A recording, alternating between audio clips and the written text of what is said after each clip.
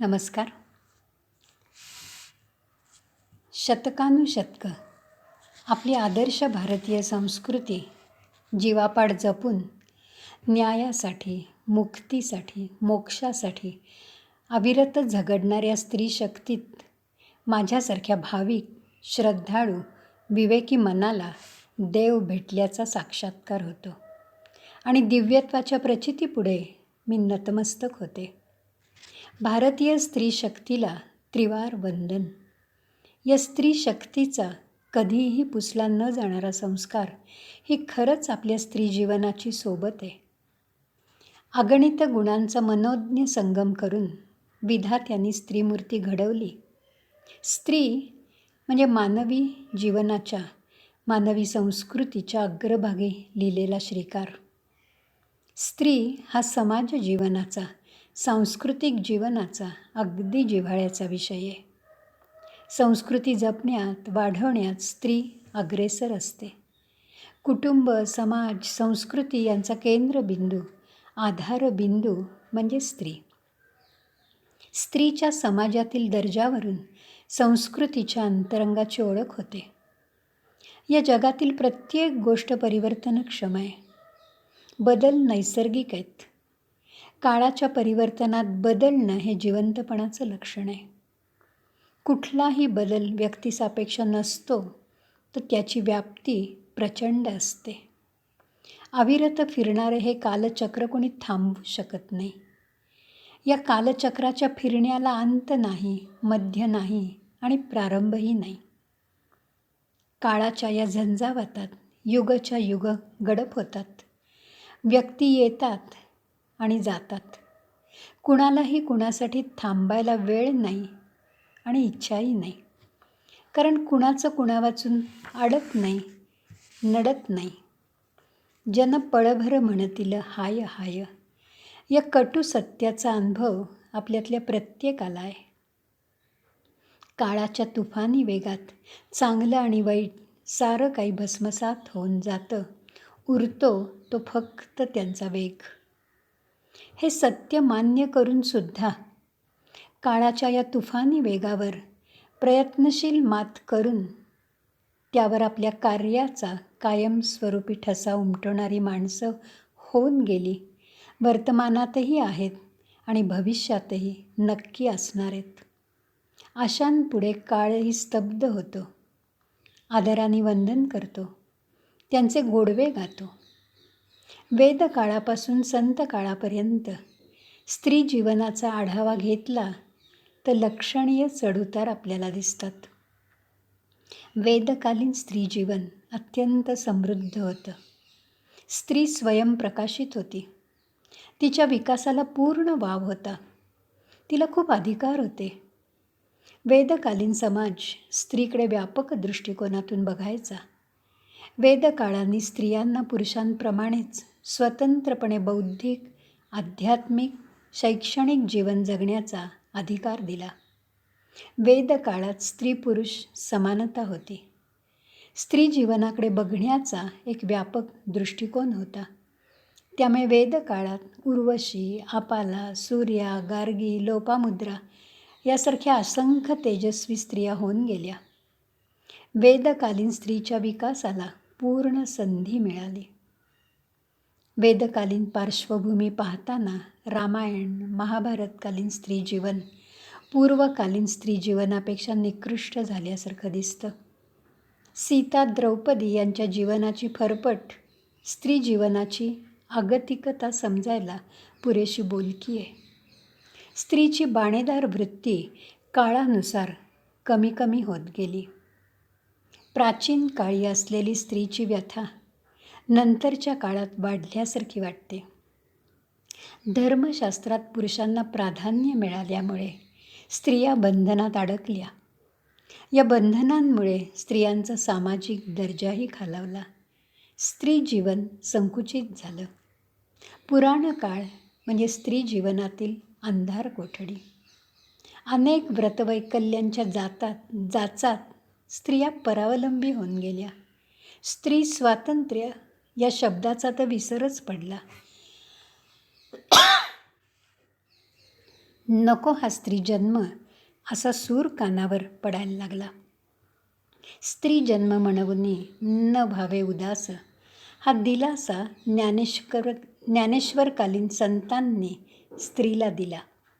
स्त्री जन्म म्हणजे पूर्वजन्मीचं पाप या विचारांपासून संतांनी स्त्रियांना दूर नेलं. मुक्तीची कवाडं मोकळी केली. मुक्ती म्हणजे आनंदाचा मार्ग. स्त्रियांना भक्तीचं स्वातंत्र्य देऊन संतांनी स्त्रीला प्रकाशाची, विकासाची वाट दाखवली.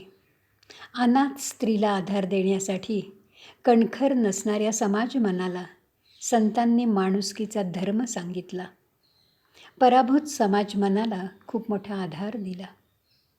अनाथ स्त्रीला समाज आधार द्यायला समर्थ नव्हता.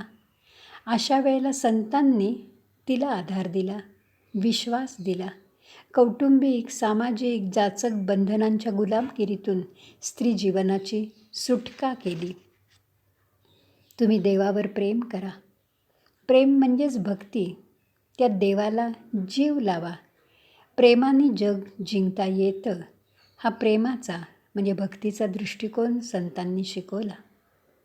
संतांच्या स्त्रीविषयक उदात्त भव्य दिव्य दृष्टिकोनामुळे स्त्रीला विकासाची संधी मिळाली आणि भक्ती मार्गावरून जाताना आपल्याला प्रत्यक्ष देव भेटतो हा दिलासा मिळाला.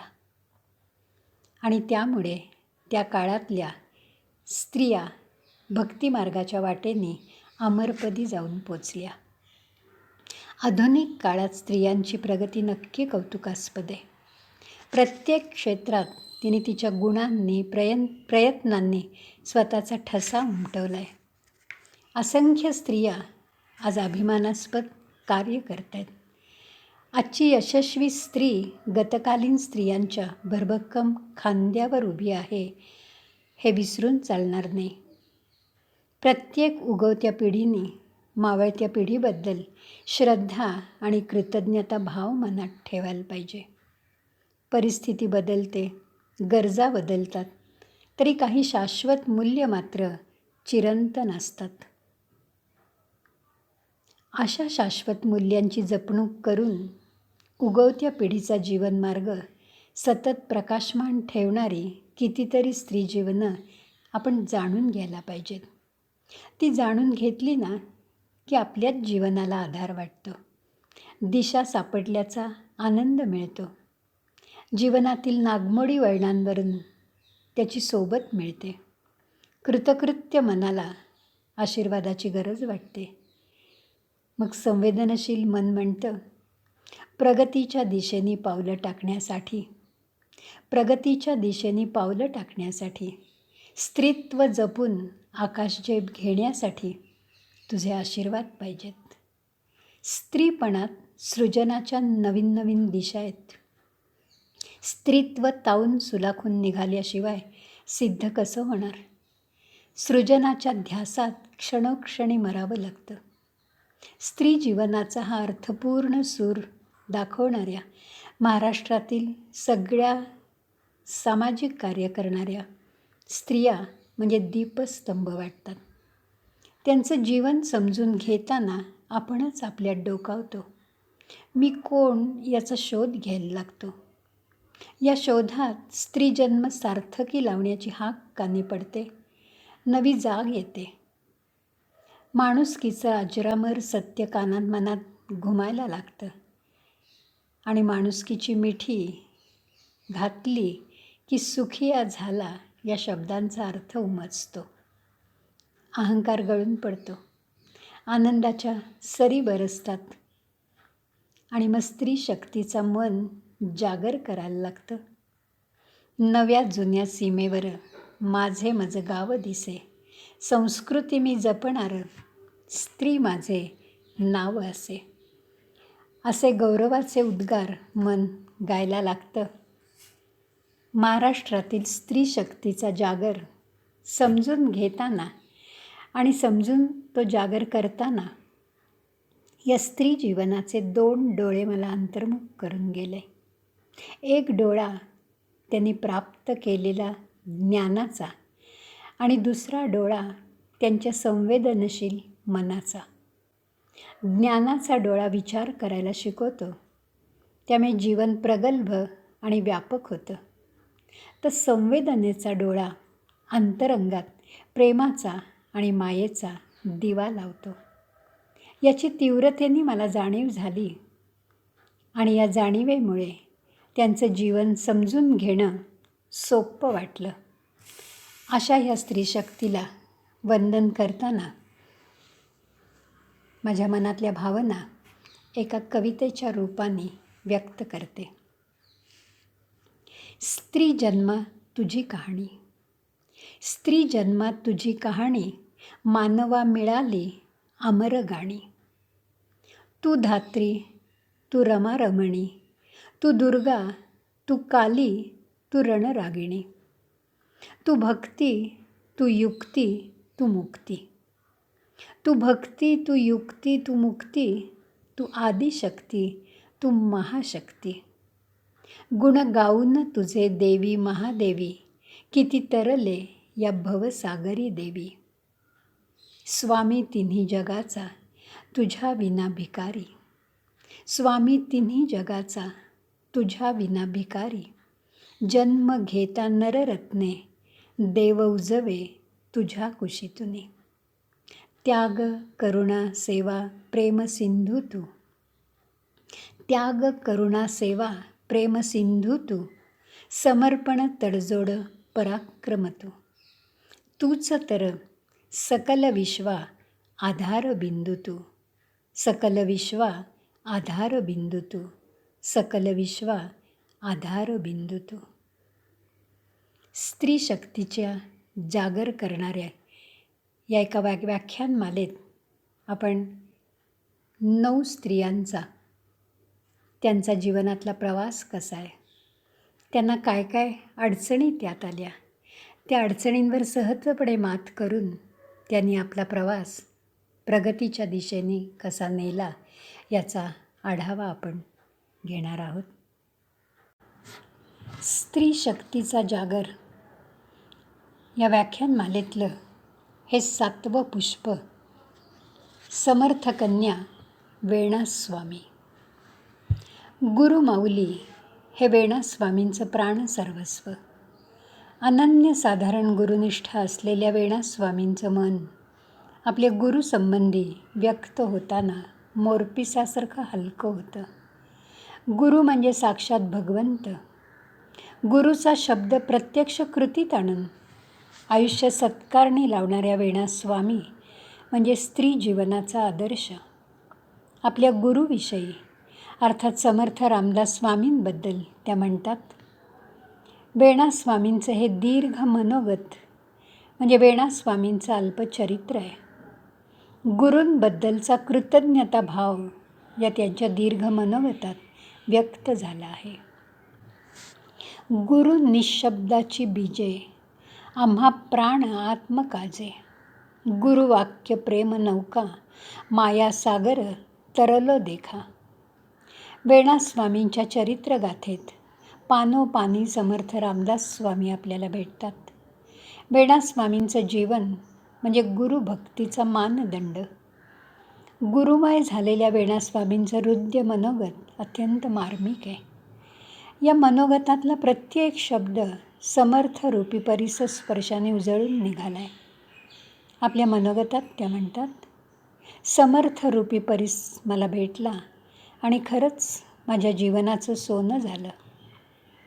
खरंच समर्थांचा व्यापक दिव्य स्त्रीविषयक दृष्टिकोन, आपल्या समर्थ बाण्यानुसार प्रयत्नपूर्वक कृती करण्याची तेजस्वी वृत्ती, त्यामुळे माझा स्त्री जन्म धन्य झाला. समर्थ म्हणजे माझे गुरु, म्हणजे माझा प्राण विसावा. गुरु म्हणजे नवसंजीवनी. गुरु सहवासात माझ्या अंगीचे गुण जागे झाले. सारं श्रेय माझ्या गुरूंचं. समर्थ माझ्यासाठी भगवंत आहेत हे सांगताना माझा ऊर प्रेमाने, आनंदाने आणि आदराने भरून येतो. समर्थ म्हणजे माझे भगवंत ही माझी अनुभूती आहे. 17व्या शतकातील माझ्यासारखी दुर्दैवी विधवा म्हणजे गोठ्यात बांधलेली गाय.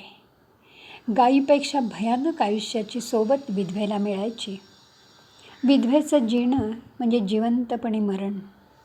अशा प्रतिकूलतेत जननिंदेचं हलाहल पचवून माझ्यासारख्या अनेक विधवांना संप्रदायात घेऊन जन्मदात्याच्या मायेने आश्वासकता देऊन त्यांचा जन्म सत्कारणी लावणारे समर्थ रामदास स्वामी मला आणि माझ्यासारख्या असंख्य विधवांना भेटले नसते तर.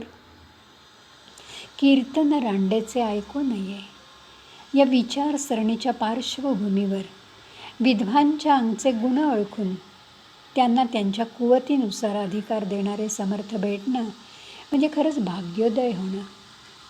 समर्थांनी, माझ्या सद्गुरूंनी माझ्यावर गाढ विश्वास दाखवून माझं सामर्थ्य ओळखून मिरजेच्या मठाची जबाबदारी माझ्यावर टाकली. खरं सांगायचं तर मी मनोमन आनंदले. पण त्याच क्षणी माझ्या मनात आलं, गुरुदेवांनी विश्वासाने पदरी दिलेली ही जबाबदारी आपल्याला पेलता येईल. जबाबदारी स्वीकारण्यात आनंद मोठेपण वाटलं तरी ती पेलण्यात यश नाही आलं. गुरुदेवांचा रोष पत्करायला लागला तर सगळं आयुष्य व्यर्थ आहे. नाही, असं नाही होणार. हीच तर खरी कसोटीची वेळ आहे. गुरूंची इच्छा, त्यांच्या आज्ञेचं पालन हेच आपलं जीवन आहे. गुरुदेव आपली परीक्षा घेत आहेत. परीक्षेतल्या यशाने आपल्यापेक्षा गुरुदेवांना स्वर्गीय आनंद मिळणार आहे. गुरूंचा आनंद हेच माझं जीवन. आपल्यासारख्या शिष्यानं कधी चिंता करू नये. गुरु आपली चिंता करायला समर्थ आहेत. सद्विचारांनी नित्य सत्कृत्य करत राहणं हा खरा समर्थ शिष्यांचा बाणा. समर्थांवर श्रद्धा ठेवून देवकार्याचा श्रीगणेशा केला. समर्थ आज्ञेनुसार कीर्तनाचं व्रत स्वीकारलं. कीर्तनात साक्षात देव उभा करण्याची किमया गुरुरायांनी घडवून आणली. उभं राहून कीर्तन करण्याचा अधिकार माझ्या गुरूंनी फक्त मला आणि मलाच दिला. पण मी म्हणजे तरी कोण? माझी मी राहिलेच नव्हते. सगळं काही समर्थांचं होतं. माझं बोलविता धने समर्थ होते. हा भाव अखेरच्या श्वासापर्यंत मनी राहू देत ही गुरुचरणी प्रार्थना. एकदा समर्थांनी पंढरपुरी बोलावलं. गुरुदर्शनाची ओढ मनात होती. पंढरपुरी आले. समर्थ चरणी लीन झाले. आशीर्वाद मिळाला. गुरुस्पर्शाची ताकद सांगायला शब्द अपुरे आहेत. समर्थ वदले. वेणास्वामी काशीहून गागाभट्ट आलेत. त्यांना विश्वतत्वाची कल्पना स्पष्ट करून हवी आहे. त्यासाठी तुम्ही समर्थ आहात. किती अवघड कामगिरी माझ्यावर सोपवली ती. समर्थ पाठीशी असताना काळजी ती कसली. गागाभट आले. समर्थांशेजारी बसले. माझी नजर समर्थ चरणी स्थिरावली. तो माझा विसावा, तो माझा स्वर्ग, तीच माझी शक्ती. मनोमन वंदन केलं. तत्क्षणी आधार मिळाला. गागाभट्टांकडे बघितलं. प्रश्नोत्तरं सुरू झाली. प्रत्येक उत्तरागणित समर्थ माझ्यातल्या चैतन्याला फुंकर घालत होते. माझा आत्मविश्वास जागा करत होते आणि विवेचन रंगायला लागलं. पण हा सारा रंग माझ्या गुरुरायांचा. गागाभट्ट समाधान पावले. समर्थ्य कन्येचा अधिकार त्यांनी मान्य केला. मुक्त कंठाने कौतुक केलं. माझं लक्ष समर्थ चरणांवरून समर्थांच्या मुद्रेकडे गेलं. समर्थांची प्रसन्न मुद्रा बघितली आणि मी आनंद विभोर झाले. आंतरिक शक्ती माझ्याशी संवाद साधायला लागली. अगं वेडे, तुझ्या मुखातून तुझा देव बोलला. शब्द त्यांचे, विचार त्यांचे, त्यात तुझं काय आहे? एवढं ज्ञान तुझ्याजवळ कुठलं आले? समर्थांकडे बघितलं. डोळे बोलले. तथास्तु शब्द कानी पडले आणि धन्य झाले. धन्य तो गुरु, धन्य त्याचा दास, माझा नमस्कार तयास. गागाभट्ट समर्थ चरणी लीन झाले. म्हणाले, स्वामी, मी आज धन्य झालो. गुरु शिष्याकडून केवढी महनीय कामगिरी करून घेतो ते मला आज समजलं. गागा भट्टांच्या तोंडून गुरुस्तुती कानी पडली आणि मन तृप्त झालं. पण या समाधानाचं निधान कोण? अर्थात माझे गुरुदेव. अशा गुरुदेवांचं शिष्य होण्याचं भाग्य मला लाभलं. जन्मदात्यांमुळे हे भाग्य बघायला मिळालं. पण आज जन्मदाते कुठे असतील? गुरुदेवांकडनं आशीर्वाद लाभले आणि देवकार्य भरभराटीला आलं.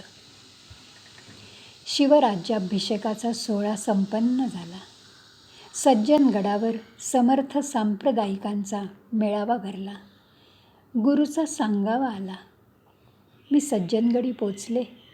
कीर्तन करण्याची आज्ञा मिळाली. ती पुरी करण्यात जीवनाची इतिश्री आहे. श्रीरामप्रभूंचं स्तवन आणि राज्याभिषेक सोहळ्याचा प्रसंग सांगताना समाधीची अवस्था मी अनुभवली. कीर्तनाला रंग आला. त्या रंगात समर्थ एकरूप झाले. त्यांच्या वैराग्याचं, ज्ञानाचं धगधगतं तेज दशदिशांना फाकलं. त्या तेजात मी नखशिकांत न्हाऊन निघाले. या तेजाने तर मला मार्ग दाखवला. आयुष्यभर माझी सोबत केली. सूर, श्वास, अर्थ दिला, अधिकार दिला. या विधवेला आणखीन काय हवं होतं? गुरुकार्यात स्वतःला विसरता आलं. देवकार्य हातून घडलं. जीवन कृतार्थ झालं. मिरजेत समर्थ संप्रदायाच्या प्रचारासाठी आयुष्य वेचता आलं. जनसेवा ही ईशसेवा हा गुरुमंत्र मिळाला. कीर्तन झालं. गुरुचरणी लागले. समर्थ मोठ्या मायेने म्हणाले, आज माझ्यासाठी भोजन तू कर आणि तूच मला वाढ. समर्थ आज्ञा म्हणजे भाग्याची दिवाळी. मी आनंद विभोर झाले. हा योग आता परत येणार नाही हे दोघांनीही जाणलं. आज्ञेनुसार रांधलं, वाढलं. मी कायमची माहेरी जाण्यापूर्वी मला मारुतीरायाचं दर्शन समर्थ कृपेमुळे झालं. समर्थांच्या आदेशानुसार रामचिंतन परकीर्तनाला उभी राहिले. ही अखेरची कीर्तन सेवा. आम्ही जातो अमुच्या गावा, अमुचा राम राम घ्यावा असं म्हणत असताना देवत्वात विलीन होण्याचा विचार मनी दाटून आला. समर्थांनी तो जाणला. मौनातील कारुण्य अबोल मनाला जाणवलं. श्रीरामाचं चिंतन, भजन, पूजन, समर्थांचा सहवास, रामनामाने गंधित झालेलं ते वातावरण. असा योग परत येणार नाही. हीच ती सुवर्ण संधी समर्थचरणी, गुरुचरणी लीन होण्याची. हा क्षण, ही वेळ साधायला पाहिजे. त्वरा करणं हिताचं आहे. गळ्यातील वीणा उतरवून ठेवली. गुरुचरणी मस्तक ठेवलं आणि सगळं भान हरपलं. समर्थचरणी मन निवलं. देह विसावला. रामनामातला तो अखेरचा श्वास. ज्योत मालवली. अनंतात विलीन झाली. सज्जनगडी कायमची स्थिरावली. गुरुकृपेमुळे कृतार्थ आणि कृतकृत्य झाले. तो हा दिवस चैत्र वद्य चतुर्दशी. जय जय रघुवीर समर्थ. सूर्याच्या मावळतीनंतर पश्चिमेला जर बघितलं तर एक तेजस्वी तारा आपल्याला लुकलुकताना दिसतो. खरं तर हा लुकलुकणारा शुक्र तारा नसून सौंदर्याने नटलेला एक ग्रह आहे. पृथ्वी एवढ्या आकाराचा हा ग्रह त्याच्या तेजामुळे लक्षात राहतो. रात्रीच्या आकाशात चंद्रानंतरची अतितेजस्वी वस्तू म्हणजे शुक्र. या शुक्राची सुंदर कोर आहे. चंद्राप्रमाणे शुक्राच्या कला बघता येतात. स्वतःभोवती अत्यंत हळू फिरणारा हा ग्रह सूर्याभोवती मात्र गतीने फिरतो. शुक्र चांदणीचं तेज जगावेगळंच आहे. नक्षत्रमालेत शुक्राच्या चांदणीचं तेज आणि महत्त्व लक्षणीय आहे. समर्थ रामदासांच्या वैभवशाली शिष्य परंपरेतली शुक्राची चांदणी म्हणजे समर्थ कन्या वेणास्वामी. सात्विक तेजाने प्रकाशमान झालेली, दिव्य गुणांनी दिपवून टाकणारी, स्वयं तेजाने मनात घर करून राहणारी ही लाडकी समर्थ कन्या बराच काळ दुर्लक्षित राहिली. इतिहासाने तिची दखल न घेतल्यामुळे तिची चरित्रगाथा फारशी परिचित नाही. राजस्थानातील कृष्ण भक्तीने झपाटलेली मीराबाई आपल्या मनाला भावते, पण हलाहल पचवून समर्थांच्या वाटेवरून जाणारी संत वेणाई मात्र मराठी मनाला फारशी परिचित नाही, याचं आश्चर्य वाटतं. सीता सावित्रीच्या या पुण्यक्षेत्र भारतात स्त्रियांचं चारित्र्य अत्यंत धवल आहे. त्यांच्या ठायी सेवावृत्ती, सहनशीलता, दया, संतोष, समाधान, भक्ती आणि प्रेम यासारखे कितीतरी लाख मोलाचे गुण आहेत. स्वामी विवेकानंद असं म्हणतात, पृथ्वीच्या पाठीवर इतरत्र कुठेही मला स्त्रियांमधले हे गुण बघायला मिळाले नाहीत. शक्तिरूपिणी स्त्रियांची अवहेलना झाली की समाजाचं अधःपतन होतं. त्यामुळे प्रत्येक मनात, प्रत्येक कुटुंबात आणि समाजात स्त्रीचा मान राखला जायला पाहिजे. तिचं मातृस्वरूपात नित्य पूजन केलं पाहिजे. ज्या देशात स्त्रीपूजन होत नाही त्याची प्रगती खुंटते. स्त्री शक्तीला वंदन करताना समर्थ रामदास स्वामी असं म्हणतात, बालकास वाढवी जननी, हे तो नव्हे पुरुषाचेनी, उपाधी वाढे जयाचेनी, ते हे विनिता. वीट नाही, कंटाळा नाही, आलस्य नाही, त्रास नाही, इतुकी माया कोठेची नाही, माते वेगळे. स्त्री पुरुष यांच्यातला नैसर्गिक भेद सांगताना एका विचारवंतांनी असं म्हटलं आहे, हसत्या खेळत्या लहानग्याला वडील उचलून घेतात, पण ते रडायला लागलं की त्याला खाली ठेवून देतात. आणि या लहानग्याची आई तिचं लेकरू हसतं खेळतं असतं तेव्हा घरातली कामं उरकून घेते आणि ते रडायला लागलं की त्याला उचलून घेते. दिवस रात्र भक्ताचं अनुसंधान जसं त्याच्या भगवंताशी असतं, तसं माऊलीचं अनुसंधान रात्रंदिवस तिच्या बाळाशी असतं. स्त्री शक्तीचं महत्त्व समर्थ रामदास स्वामी जाणून होते. रामवरदायिनी तुळजाभवानी ही आदिशक्ती ही समर्थांची कुलदेवता. ती छत्रपती शिवाजी महाराजांचीही देवता. मधल्या काळात स्त्री महात्म्य लोपलं, त्याला जाग आणण्याचं अलौकिक कार्य समर्थांनी केलं. स्त्री शक्ती जागी करून समाजाच्या विकासासाठी ती उपयोगात आणण्याचं महान कार्य समर्थांनी हाती घेतलं. आपल्या संस्कृतीच्या संस्कारक्षम वाटचालीत देवांच्या बरोबरीने देवतांना असलेलं महत्त्व समर्थ जाणून होते. स्त्री हा समाजाचा संजीवक मंत्र आहे. यवनांच्या आक्रमणामुळे समाज भयभीत झाला होता. त्याची बुद्धी भ्रष्ट झाली होती. पुरुषार्थही संपून गेला होता. समाज ध्येयहीन झाला होता. स्त्री प्रतिष्ठा पायदळी तुडवली जात होती.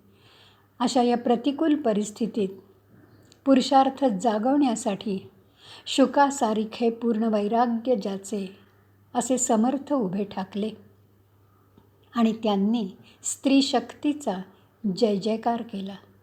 स्त्रीचा आत्मविश्वास वाढवला. तिला तिच्यातल्या गुणांची जाणीव करून दिली. अन्यायाविरुद्ध लढण्याची शक्ती, भक्ती आणि युक्ती दिली. समाज परिवर्तनासाठी स्त्री शक्ती हवी. स्त्रीला प्रतिष्ठा हवी. पुरुषांच्या बरोबरीने तिला अधिकार हवेत. समर्थांचा स्त्रीविषयक दृष्टिकोन समानतेचा, उदारतेचा, भावनात्मक आणि क्रांतिकारक होता. त्यामुळे कल्याण स्वामी, उद्धव स्वामी यांच्या बरोबरीने समर्थांनी त्यांच्या स्त्री शिष्यांना सगळे अधिकार बहाल केले. समर्थ विचारांच्या या डोळस विवेकी पार्श्वभूमीवर संत वेणास्वामींची चरित्रगाथा समजून घेणं आनंद वाटतो. समर्थ कन्या वेणास्वामींची यशस्वी चरित्रगाथा समजून घेताना मला एका विधानाची तीव्रतेने आठवण होतीये. जो संसार दुःखे दुखवला, त्रिविध तापे पोळला, तोची अधिकारी झाला परमार्थासी. वेणास्वामींची ही चरित्र कहाणी आहे 17व्या शतकातली. या शतकात बालविधवांचा प्रश्न खूप भयावह होता. समर्थ कन्या वेणास्वामी म्हणजे वेणी ही मूळची कोल्हापूरची. गोपजी पंत आणि राधिकाबाई देशपांडे यांची ही कन्या. देशपांड्यांच्या घरात पिढ्यानपिढ्या रामभक्तीचा वारसा चालत आला होता. वेणीचे आईवडील भक्तिमार्गी होते. घरात नित्य पूजा अर्चा भजन कीर्तन कथा होत असत. त्यामुळे वेणीला ऐकून ऐकून सगळं तोंडपाठ झालं होतं. त्याची आवडही निर्माण झाली होती. वेणी लहानपणापासून हुशार चुणचुणीत होती. तिची बुद्धीही कुशाग्र होती. 6 वर्षाची वेणी रामभक्त होती. आपल्या देवघरात बसून हात जोडून ती रामरक्षा स्तोत्र म्हणायची. घरी दारी तिचं खूप कौतुक होत होतं. तिचा आवाजही गोड होता. रामनामाचा जप करणं हा तिचा छंद होता. मैत्रिणींना गोळा करून त्यांच्याबरोबर खेळण्यापेक्षा ती त्यांना रामनाम घ्यायला सांगायची. स्तोत्र श्लोक त्यांना शिकवायची. मारुतीची भक्तीही तिला प्रिय होती. मारुती स्तोत्रही तिचं तोंडपाठ होतं. वेणी अगदी लहानपणापासून चौकस बुद्धीची होती. तिला सतत प्रश्न पडायचे आणि ती गोपजी पंत आणि राधिकाबाईंना प्रश्न विचारून हैराण करून सोडायची. तिच्या काही प्रश्नांची उत्तरं देणं त्यांना अवघड जायचं. ती आईला विचारायची, आई, माणूस मरतो म्हणजे काय गं? मी जर ध्रुव ताऱ्याजवळ गेले तर मला ध्रुवबाळ भेटेल? मी जाऊ ध्रुवबाळाला भेटायला? ती बाबांना विचारायची, बाबा, आपला श्रीराम म्हणजे साक्षात देव, मग त्याला मृत्यू आहे. पण हनुमान श्रीरामाचा भक्त असूनही तो चिरंजीव कसा? गोपजी पंतांना वेणीच्या बुद्धीचं खूप कौतुक होतं. तिच्या प्रश्नांना आपण पुरे पडू शकणार नाही याची जाण असल्यामुळे गोपजी पंतांनी तिच्यासाठी गुरुजींची नेमणूक केली. गुरुजी रोज वेणीला शिकवायला घरी यायचे. वेणीच्या घरचं वातावरण सुधारक तरी सुसंस्कृत होतं. रामायण महाभारत त्यातल्या गोष्टी यांच्या श्रवणाने आणि वाचनाने वेणीला लहानपणापासून अध्यात्माची गोडी लागली. वेणी 8-9 वर्षाची झाली आणि राधिकाबाईंच्या मनात वेणीच्या विवाहाचे विचार यायला लागले. रूपाने नाजूक असणाऱ्या आपल्या या गोऱ्यापान गुणी लेकीसाठी योग्य वर मिळायला हवा अशी घरी बोलणी सुरू झाली आणि मिरज इथल्या देशपांडे यांच्या संपन्न घराण्यातला दत्तात्रय हा 15 वर्षाचा गुणी मुलगा याच्याशी वेणीचा विवाह झाला. कोल्हापूरहून वेणी आता मिरजेला ब्राह्मणपुरीत देशपांडे यांची सून म्हणून दाखल झाली. देशपांड्यांच्या खानदानी घरात वेणाईचं खूप कौतुक होतं. वेणाईची आध्यात्मिक आवड लक्षात आल्यामुळे तिच्या सासूबाई तिला देवळात कथा कीर्तनाला घेऊन जायच्या. 8-9 वर्षांचं वय म्हणजे खरं तर खेळण्या बागडण्याचं वय. वेणाई सासरी रमली. पण लग्नानंतर काही महिन्यांनी सासूबाईंनी वेणाईला कोल्हापूरला आपल्या माहेरपणाला पाठवलं.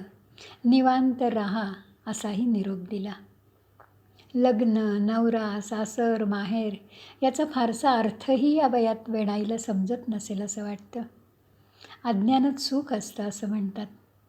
सासरच्या सगळ्या माणसांचं, घरादाराचं, तिथल्या वातावरणाचं वर्णन करण्यात माहेरी वेणी रमून गेली. आणि एक दिवस अचानक पहाटे पहाटे मिरजेहून सांगावा आला की वेणीला घेऊन ताबडतोब मिरजेला या. त्या रात्री वेणाईला झोप नव्हती. रस्त्यावरच्या कुत्र्याच्या रडण्याचा आणि गोठ्यातल्या गायींचं हंबरणं ती ऐकत होती. पण शकून अपशकून हे विचार तिच्या लहानग्या मनाला शिवत नव्हते. मिरजेचा निरोप कानी पडताच क्षणी गोपजी पंत आणि राधिकाबाई मात्र अस्वस्थ झाले. मन चिंती ते वैरी न चिंती. दोघांच्या मनात नको नको ते विचार यायला लागले. निरोपानुसार ते वेणीला घेऊन मिरजेला जायला निघाले. त्यांची गाडी ब्राह्मणपुरीत आली. लांबूनच वाड्याबाहेरची शांतता पाहून मनात शंकेची पाल चुकचुकली. ती शांतता त्यांना स्मशान शांतता वाटली. वेणीला घेऊन वाड्यात शिरल्याबरोबर त्यांना वस्तुस्थिती समजली. कटू सत्य त्यांच्या लक्षात आलं. आपली लहानगी वेणी विधवा झाली आहे. 10 वर्षाच्या आधीच आलेलं हे वैधव्य तिला काय सांगायचं, तिची कशी समजूत घालायची. त्या दोघांना ब्रह्मांड आठवलं, पण त्यांनी स्वतःला सावरलं.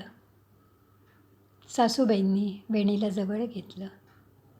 लहानग्या वेणीच्या कपाळीचं कुंकू पुसलं गेलं. हातातल्या बांगड्या वाढवल्या गेल्या. मंगळसूत्र कुणीतरी काढून घेतलं. वेणी शांतपणे सगळं बघत होती. काय चाललंय ते तिला पूर्ण समजत नव्हतं.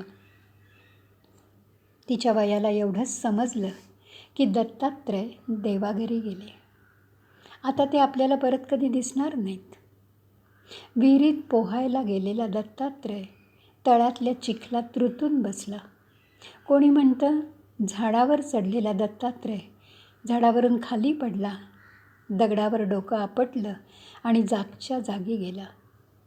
कारण काही का असेना, पण 10 वर्षाची वेणाई विधवा झाली हे मात्र खरं. त्या काळच्या रूढी रिवाजानुसार वेणाईचं केशवपन करण्यात आलं आणि आलवण तिच्या नशिबी आलं. वेणाईचं माहेर सासर दोन्ही घराणी सुधारक सुसंस्कृत असूनही कोणीच केशवपनाच्या रूढीला विरोध का केला नाही असं नक्की आपल्या मनात येतं. समाज मनाला स्वतःची खात्री नसते की या 10 वर्षाच्या विधवेकडे आपण चांगल्या नजरेने बघू शकू. त्यांच्या वासनेची शिकार होऊ नये म्हणून 10 वर्षाच्या सुरूप वेणीला कुरूप केलं गेलं. देवाने दिलेलं सौंदर्य नष्ट करण्याचं स्वातंत्र्य या समाजमनाला कुणी दिलं? पण मनातले प्रश्न मनातच राहतात. वेणाई सोवळी झाली हे खरे. वेणाई लहानपणापासून विरक्त वृत्तीची होती. देवाची पूजा करणं, स्तोत्र म्हणणं यात तिचं मन खूप रमायचं. तिच्या सासूबाई तिचं मन रमावं म्हणून तिला बारीक सारीक कामं सांगायच्या. विधवेच्या वागण्या बोलण्या चालण्यावर समाजाची खूप बंधनं होती. विधवेची दुःख, तिची होणारी फरफट खूप मोठी होती. वेणाईला लिहिता वाचता येतं म्हणून वेणाईच्या सासूबाईंनी वेणाईचं मन दुःखापासून लांब जावं यासाठी तिच्या हाती एकनाथी भागवत दिलं. एकनाथी भागवताच्या वाचनात, पारायणात वेणीचं भक्तिमार्गी मन हळूहळू रमायला लागलं. ठेविले आनंदे तैसेची राहावे, चित्ती असू द्यावे समाधान, ही समंजस वृत्ती भागवताच्या वाचनाने वाढीला लागली. दुःख कटू वास्तव तिच्या वैराग्य वृत्तीने लवकर स्वीकारलं. आपल्या नशिबी आलेले सगळे भोग, तक्रार, चिडचिड न करता स्वीकारणारी वेणाई अत्यंत समंजस, सोशिक, शांत, स्थिर आणि सात्विक वृत्तीची होती. भक्ती मार्गाची आवड असलेली वेणाई आपल्या वाड्याच्या अंगणातील तुळशी वृंदावनाजवळ बसून रोज कितीतरी वेळ एकनाथी भागवत वाचायची. एक दिवस वाचनात गुंग झालेली असताना तिच्या जीवनाला नवं वळण देणारा प्रसंग घडला. मिरज गावात भिक्षा मागता मागता समर्थ रामदास स्वामी जय जय रघुवीर समर्थ चा गजर करत देशपांडे यांच्या वाड्यात आले. समर्थ म्हणजे एक धगधगतं तेजपुंज व्यक्तिमत्व. 12व्या वर्षी शुभमंगल सावधान हे शब्द कानावर पडल्यावर आयुष्यभरासाठी सावधान झालेले आणि स्वतःच्या लग्न मंडपातून पसार झालेले समर्थ. नाशिक या तीर्थक्षेत्री 12 वर्ष कठोर तपश्चर्या करून अधिकार प्राप्त झालेले समर्थ नंतरची 12 वर्ष देशभ्रमण करून धर्मजागरणाचा ध्यास घेऊन महाराष्ट्रात सावधपणे कार्याचा श्री गणेशा करणारे समर्थ. गावोगावी मारुतीरायाची स्थापना करून तनामनाच्या आरोग्याचे संस्कार समाज मनावर घडवणारे समर्थ. शिष्यांच्या सहकार्याने धर्मसंघटनेची उभारणी करणारे समर्थ. भिक्षेच्या मिशांनी घरोघरी जाऊन माणसांची पारख करणारे समर्थ. भक्ती मार्गात रमलेल्या वेणाईच्या वाड्यात येऊन उभे राहिले. 12-14 वर्षाची विधवा असलेली वेणी समर्थांच्या प्रथम दर्शनाने मंत्रमुग्ध होऊन गेली. आपल्या घनगंभीर आवाजात उपासनेला दृढ चालवावे, भूदेव संतांसी सदा नमावे, सत्कर्म योगे वय वाढवावे, सर्वामुखी मंगल बोलवावे असं म्हणत वेणी भागवत वाचत होती. त्या तुळशी वृंदावनाजवळ समर्थ येऊन उभे राहिले. देवपूजेसाठी त्यांनी तुंबाभर दुधाची मागणी केली, म्हणजे भिक्षा मागितली. घरच्या मारुतीच्या पूजेसाठी दूध ठेवलं असल्यामुळे वेणाबाईच्या सासूबाईंनी दूध द्यायला नकार दिला आणि समर्थ आले तसे उलट पावली गेलेसुद्धा. तेजस्वी सत्पुरुष मिरजकरांच्या भाषेत गोसाड्या वाड्याभर बाहेर गेलेसुद्धा. वेणी दुःखी झाली. या तेजाला नमस्कार करायचा राहून गेला याची खंत तिला वाटली. भिक्षाही वाढता आली नाही याची मनात सल होती. वेणाईच्या मनाला त्या सत्पुरुषाच्या भेटीचा ध्यास लागला आणि ती वाट बघायला लागली. जसा भाव तसा देव याची प्रचिती देणारा शुभयोग लवकरच आला. भाव प्रामाणिक असला की सगळं मनासारखं घडतं हा अनुभव तिला लवकर आला. आणि एक दिवस सकाळी ती तुळशी वृंदावनाजवळ बसून भागवत वाचत असताना दिंडी दरवाजाचा आवाज आला आणि समर्थ तुळशी वृंदावनाजवळ येऊन उभे राहिले. वेणी सावध होती. ती क्षणार्धात उठली, लोटांगण घातलं. समर्थांनी मनोभावे आशीर्वाद दिला. या भेटीतला दोघांचा संवाद वेणीच्या पुढच्या जीवनाची दिशा ठरवणारा होता. समर्थांनी वेणीला विचारलं, मुली तू काय वाचतेस? तू जे वाचतेस ते तुला समजतंय? अनुभवाचं ज्ञान फारसं नसलेल्या या वेणाईला पोथीतलं तत्त्वज्ञान विचार समजत नव्हते. मनात खूप प्रश्न होते, पण कुणाला, कसे आणि कधी विचारायचे? वेणाई म्हणाली, घरच्या मोठ्या माणसांच्या सांगण्यानुसार मी रोज भागवत वाचते. वेणाईला समर्थ प्रथमदर्शनीच आपले गुरु वाटले. ते आपल्याला नक्की मार्गदर्शन करतील असा तिला विश्वास वाटला. मनातला संकोच, भीती गळून पडली आणि तिने समर्थांना खूप प्रश्न विचारले. जीव आणि शिव, आत्मा परमात्मा, प्रपंच आणि परमार्थ, विद्या अविद्या, माया मोक्ष म्हणजे काय? असे असंख्य प्रश्न तिने समर्थांना विचारले.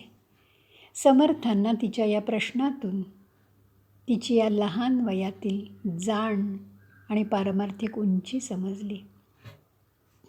भिक्षेच्या मिशांनी घरोघरी जाऊन शोध वेध घेणारे समर्थ वेणीच्या प्रश्नांनी प्रभावित झाले. आपल्या संप्रदायाचा प्रचार प्रसार करण्यासाठी स्त्री शिष्याही आपल्याला हव्यात या दृष्टीने वेणी योग्य असल्याचं समर्थांच्या लक्षात आलं. या दुसऱ्या भेटीत गुरु शिष्यांचं नातक जणू जुळून आलं. समर्थांनी वेणाईच्या सगळ्या प्रश्नांची उत्तरं तिच्या मनाचं, तिच्या बुद्धीचं समाधान होईपर्यंत दिली. वेणाईच्या 25 प्रश्नांचा अभंग आणि समर्थांच्या 25 उत्तरांचा अभंग प्रसिद्ध आहे. तो आपण मुळातून वाचायला हवा. त्याशिवाय गुरु शिष्यांचा अधिकार आपल्याला समजणार नाही. समर्थांना या भेटीत वेणाईच्या उज्ज्वल भविष्याची चाहूल लागली. तिच्या तेजस्वी रूपात समर्थांना शिष्योत्तमा, स्त्री संत, संत कवयित्री, मठाधिपती, कीर्तनकार अशी अनेक रूपं दिसली. वेणाईचंही समर्थांनी दिलेल्या उत्तरांमुळे समाधान झालं. ती समर्थमय होऊन गेली. तिच्या अंतरीची ऊर्जा जागी झाली. आपल्याला कुणाचा तरी भरभक्कम आधार आहे याची तिला मनोमन खात्री पटली. जय जय रघुवीर समर्थचा जप करता करता तिला भविष्यकालीन कार्याची वाट दिसली. गुरुभेटीमुळे झपाटली गेलेली वेणाई मनोभावे नामाचा गजर करायला लागली. समर्थ विचारांनी ती परिपक्व व्हायला लागली. चैतन्य जागी झालेली समर्थ शिष्या वेणाई मिरजेहून कोल्हापूरला माहेरी काही दिवसासाठी आली. आपल्या लेकीत झालेला बदल गोपजी पंतांच्या नजरेतून सुटला नाही. तिची आध्यात्मिक प्रगती विचार ऐकून आईवडिलांना खूप समाधान वाटलं. समर्थ भक्तीचं लेकीचं वेड त्यांनी जाणलं. आपल्या दुःखावर मात करण्याची शक्ती लेकीच्या या समर्थ भक्तीत आहे ही खुणगाठ गोपजीपंतांनी मनाशी बांधली. आपल्या जीवनात योगायोगाला खूप महत्त्व असतं. वेणाई कोल्हापूरमध्ये रामभक्तीत नामस्मरणात रमलेली असताना कोल्हापूरच्या अंबाबाईच्या मंदिरात समर्थांच्या कथा कीर्तनाला जाण्याची सुवर्ण संधी तिला मिळाली. गोपजीपंत आपल्या भक्तिमार्गी लेकीला घेऊन समर्थांच्या कथा कीर्तनाला जायला लागले. वेणाई समर्थ कीर्तनात स्वतःला विसरायला लागली. समर्थ आपल्यासाठीच सगळं सांगतायत असं तिला वाटायला लागलं. समर्थांनी आपल्या गुणी शिष्येला ओळखलं. समर्थ संदेशातून तिच्या जीवनात तिच्या विचारात खूप परिवर्तन झालं. ती निर्भय झाली. तिचा आत्मविश्वास वाढला. तिने समर्थांकडून दीक्षा घेतली.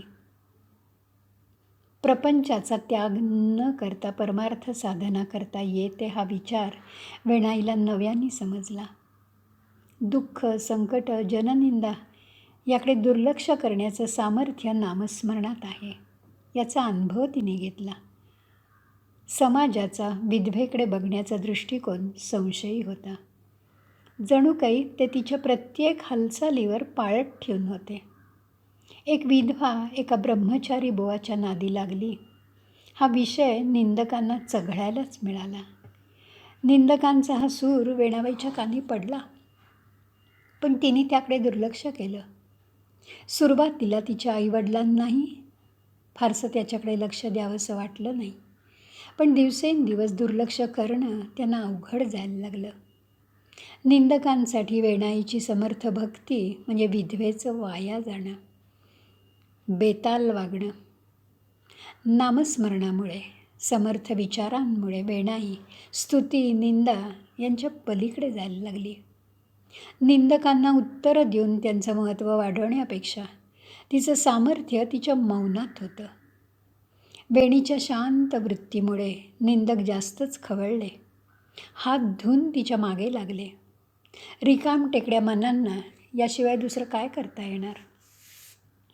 राम नामे विण मज कंठ वेना या वेणाईच्या भावात निंदकांमुळे काहीही फरक पडला नाही. नामस्मरणामुळे वेणीचं तेज वाढलं. दृढभक्तीमुळे तिच्या भक्तीआड कुणीही येऊ शकत नव्हतं. ती निंदकांना असं सांगते, राम नामाविण मज कंठ वेना, कोणी निंदिती कोणी वंदती, वासमी त्यांची पाहिना. हृदय धरले सद्गुरु चरण, प्राणांतीही विसंबेना. भक्तिमार्ग, समर्थ हेच आपले सद्गुरू ही जीवनाची वेणाईने आता निश्चित केलेली वाट होती. ते तिचं जीवनव्रत होतं. त्यामुळे जननिंदेकडे वेणाईने दुर्लक्ष केलं. या निंदेमुळे तिचं मनही कधी अस्थिर झालं नाही. अंबाबाईच्या देवळात आता ती एकटी जायला लागली. गुरूंना प्रश्न विचारायला लागली आणि एक दिवस समर्थांच्या आदेशावरून वेणाई अंबाबाईच्या मंदिरी कीर्तन संपल्यावर शेजारतीला आणि पहाटेच्या काकड आरतीला थांबली. अक्का स्वामी, कल्याण स्वामी, उद्धव स्वामी यांच्या सहवासात ती रमली. आपणही अक्कास्वामींसारखं स्वतःला समर्थ कार्यात झोकून द्यावं असा विचार तिच्या मनाने घेतला. पण त्यासाठी समर्थांची परवानगी मिळाली पाहिजे. मन खट्टू झालं, कारण समर्थांची परवानगी मिळाली नाही. पण गुरु शब्द म्हणजे परवलीचा शब्द, त्या शब्दाबाहेर कसं जाणार? काकड आरती संपली. समर्थांना वंदन करून वेणाई घरी जायला निघाली. आज ती विशेष आनंदात बुडून गेली होती. आनंदाच्या तंद्रीत मनाशी काहीतरी निश्चय करून तिची पावलं घराच्या दिशेने पडत होती. आजूबाजूचं तिचं भान निसटून गेलं होतं. तिच्यासाठी सोबत होती गुरुच्या विचारांची, पण रस्त्याने तिला सोबत करणारे होते समाजकंटक. तिचं त्यांच्याकडे लक्षही नव्हतं, कारण तिचा देहभावच संपून गेला होता. समाजकंटकांनी घरापर्यंत तिची सोबत केली. त्यांचं निंदा करणं, अपशब्द वापरणं चालू होतं. काही समाजकंटकांनी ती घरी पोचण्यापूर्वीच घरी जाऊन तिच्या आईवडिलांना वेणाविरुद्ध नको नको त्या गोष्टी सांगून ठेवल्या त्या. वेणा घरी पोचली तो घराबाहेर खूप गर्दी जमली ती. या गर्दीला, निंदेला तोंड देणं तिच्या आईवडिलांना आता अवघड जात होतं. आपल्या पदरी हा जळता निखारा नको असा विचार जन्मदात्या राधिकाबाईंच्या मनात आला. गोपजी पंतांना आपल्या लेकीबद्दल विश्वास होता. तिचं पाऊल कधीही वाकडं पडणार नाही याची मनोमन खात्री होती. पण परिस्थिती मात्र आता हाताबाहेर गेली. आपली लेक भक्तिमार्ग सोडणार नाही ही त्यांना पूर्ण खात्री होती. असं म्हणतात, जननिंदेला तोंड देणं अशक्य झाल्यामुळे त्यांनी तिला विषाचा पेला दिला. तिला खोलीत बंद करून ठेवलं. ते विष अति जहाल होतं. कराड प्रांतीचे विष महादारुण, पोटी प्रवेशता मोहरीप्रमाण. पाणी न मागता जाय प्राण, ठाऊक असे बहुतेका. विष वेणाईच्या पोटात गेलं. विषाने शरीरावर परिणाम केला, पण तिचं मन मात्र रामनामात गुंतलेलं असल्यामुळे ती शांत होती. विष तिने प्रसाद म्हणून घेतल्यामुळे जणू तिचं चैतन्य वाढलं होतं. रामनामाच्या गजरात तिची पावलं आता नाचायला लागली. ती गुरुरायाचा धावा करायला लागली. ते येणार ही तिची श्रद्धा होती. जननिंदेपायी पोटच्या पोरीला विष दिलं, हे योग्य का अयोग्य हे आईवडिलांना समजत नव्हतं. लेकीची त्यांना खूप काळजी वाटत होती. वेणाबाईच्या कानी जय जय रघुवीर समर्थ हा घनगंभीर आवाज पडला. सदा चक्रवाकासी मार्तंड जैसा, उडी घालितो संकटी स्वामी जैसा. समर्थाची या सेवका वक्र पाहे, असा सर्व भूमंडळी कोण आहे. हे श्लोक तिला ऐकू आले आणि काय होतंय ते समजायच्या आत तिचा गुरुराया तिच्यासमोर उभा राहिला. सूक्ष्म देहाने दैवी शक्तीमुळे समर्थ बंद खोलीतून आत आले. समर्थांना आपल्या शिष्येचा भाव समजला. समर्थांच्या तेजाचा एक किरण वेणाईच्या शरीरात गेला. तिच्या अंगाचा दाह कमी झाला. वेणाईची गुरुनिष्ठा, समर्थांचं तेज बघून त्या विषाने बहुतेक माघार घेतली. वेणाई भानावर आली. समर्थांच्या चरणी लीन झाली आणि तिच्या कानी शब्द पडले, वेणाबाई, आमच्याबरोबर येण्याची तुमची वेळ आता जवळ आली आहे. चला, आईवडिलांचा आशीर्वाद घ्या. बाहेर अक्कास्वामी, कल्याणस्वामी, उद्धवस्वामी सगळे आलेत. खोलीत आवाज येतोय हे समजल्यावर गोपजी पंतांनी दार उघडलं. गोपजी पंत राधिकाबाई आत आले. समर्थांच्या चरणी लीन झाले. मुलगी वाचली याचा आनंद झाला. समर्थांमुळे हे समाधान आपल्याला मिळालं. तोपर्यंत सगळे निंदक हळूहळू पसार झाले होते. आईवडिलांचा आशीर्वाद घेऊन वेणाबाई समर्थ रामदास स्वामींची कन्या होऊन स्वामींबरोबर चाफळच्या भक्तीच्या वाटेने गेली.